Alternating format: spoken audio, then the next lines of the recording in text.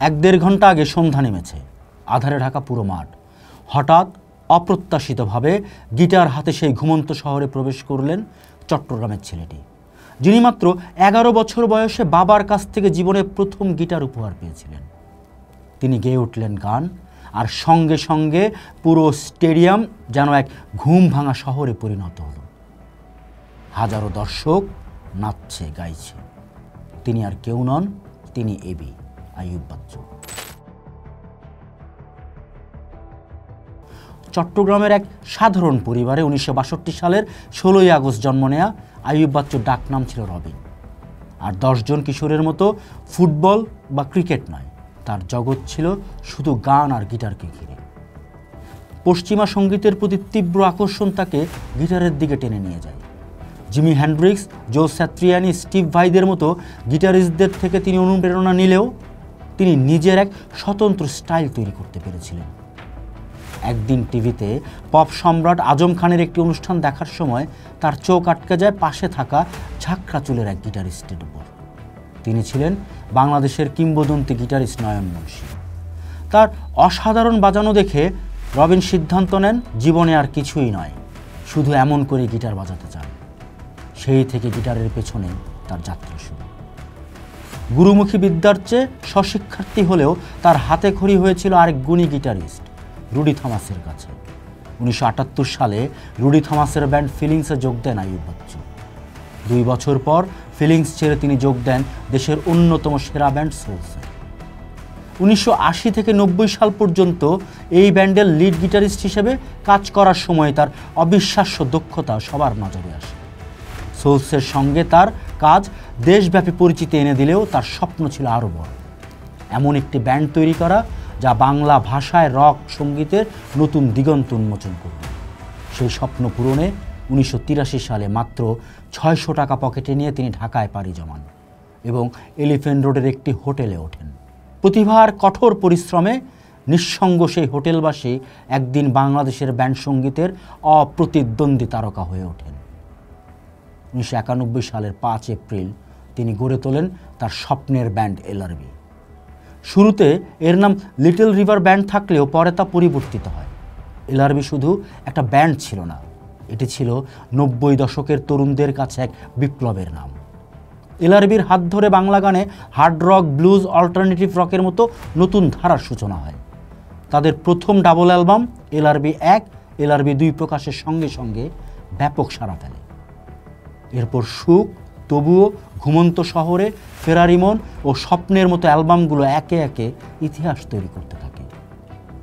LRB শুধু বাংলাদেশেই নয়, ভারত, যুক্তরাষ্ট্র, যুক্তরাজ্য সহ বিশ্বের বিভিন্ন দেশে কনসার্ট করে বাংলা ব্যান্ড সঙ্গীতকে আন্তর্জাতিক পর্যায়ে পৌঁছে দেয়। আইয়ুব বাচ্চুর গানের সবচেয়ে বড় শক্তি ছিল এর কথা ও সুরের মেলবন্ধন। তার গান প্রজন্মের পর প্রজন্মের ব্যক্তিগত গল্পের শিরোনাম হয়ে ওঠে। সেই তুমি কেন এত অচেনা হলে, এই একটি লাইনে সম্পর্ক ভাঙার সমস্ত কষ্টকে ধারণ করে ফেলে। আমি কষ্ট পেতে ভালোবাসি গানে তিনি গেয়েছেন একাকিত্বের গভীর অনুভূতির কথা। ফেরারি এই মনটা আমার গানে ভালোবাসার জন্য বেপরোয়া হওয়া আকুতি এবং এক আকাশের তারা তুই গানে প্রিয়জনকে মহিমান্বিত করার প্রয়াস। তার প্রতিটি প্রেমের গান ছিল এক একটা নিখুঁত কবিতা। তবে আইয়ুব বাচ্চু কেবল প্রেমের শিল্পী ছিলেন না, তার গানে উঠে এসেছে নগর জীবনের ক্লান্তি, হতাশা আর একাকিত্ব। ঘুমন্ত শহরে অ্যালবামের টাইটেল ট্র্যাকে তিনি গেয়েছেন এই ঘুমন্ত শহরে আমি একাকী জেগে রই। হাসতে দেখো গাইতে দেখো গানে দেখিয়েছেন শিল্পীর ভেতরের কষ্ট আড়াল করার যন্ত্রণা। আর সৃষ্টিতে বারবার উকি দিয়েছে সমসাময়িক সমাজ, রাজনৈতিক অস্থিরতা, দেশের প্রতি গভীর মমত্ববোধ। ফেরারি মন অ্যালবামের বাংলাদেশ শিরোনামের গানে তিনি দেশকে বিভিন্ন রূপকে তুলে ধরেছেন।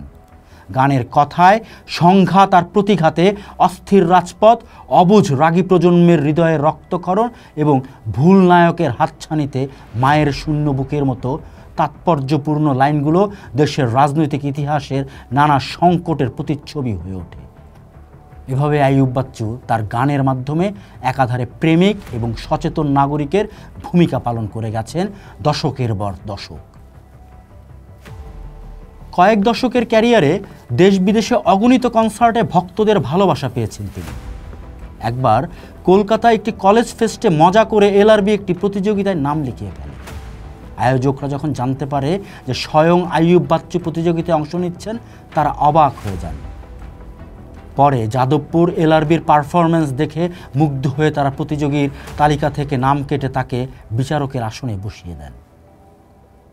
আইয়ুব বাচ্চু কাঁটাতারের বিভেদ মুছে ওপার বাংলাতেও সমান জনপ্রিয় ছিলেন। 90-এর দশকে যখন কলকাতা জীবনমুখী গানে মগ্ন, তখন সেই তুমি গানটি সেখানে আলোড়ন সৃষ্টি করে। তার গিটারের সুর আর কণ্ঠের মাদকতা কলকাতার সঙ্গীত জগতে তাকে এক বিশেষ স্থান করে দেয়। ফসিলস ব্যান্ডের রূপম ইসলাম তাকে গিটার ঈশ্বর বলে মনে করতেন। আর অনুপম রায়ের মতে শিল্পীরা এলআরবির ক্যাসেট শুনে বড় হয়েছেন। তার রকস্টার সুলভ, অহংকার না থাকা, মাটির কাছাকাছি থাকার স্বভাব তাকে কলকাতার মানুষের কাছে ঘরের ছেলে করে তুলেছিল। মারা যাওয়ার ঠিক একদিন আগে রংপুরে জীবনের শেষ কনসার্ট করেছিলেন এই গিটার জাদুকর। রংপুর জেলা স্কুল মাঠে সেদিনও কানায় কানায় পূর্ণ দর্শকের ভালোবাসায় সিক্ত হয়েছিলেন তিনি। চলো বদলে যায় গান দিয়ে শুরু করে মঞ্চ ছাড়েন এক আকাশের তারা গেয়ে। পরদিন 2018 সালের 18ই অক্টোবর তিনি নিজেই হয়ে গেলেন আকাশের উজ্জ্বলতম তারা। প্রকৃতির এই অদ্ভুত যোগসাজশ সবাইকে স্তব্ধ করে দিয়েছিল। মাত্র 56 বছর বয়সে হৃদরোগে আক্রান্ত হয়ে তারই হঠাৎ বিদায় ছিল এক বিনা মেঘে বজ্রপাতের মতো। যে শিল্পীর মৃত্যুতে জেমসের মতো দুষ্ট ছেলের দলের সেনাপতিও মঞ্চে শিশুর মতো কেঁদে ফেলেন, তার স্থান যে কতটা গভীরে তা সহজেই অনুমেয়।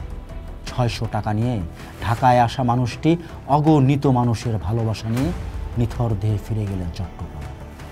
আইয়ুব বাচ্চু আজ শারীরিকভাবে নেই, কিন্তু তিনি বেঁচে আছেন তার সৃষ্টিতে, 35 বছরের স্মৃতিতে।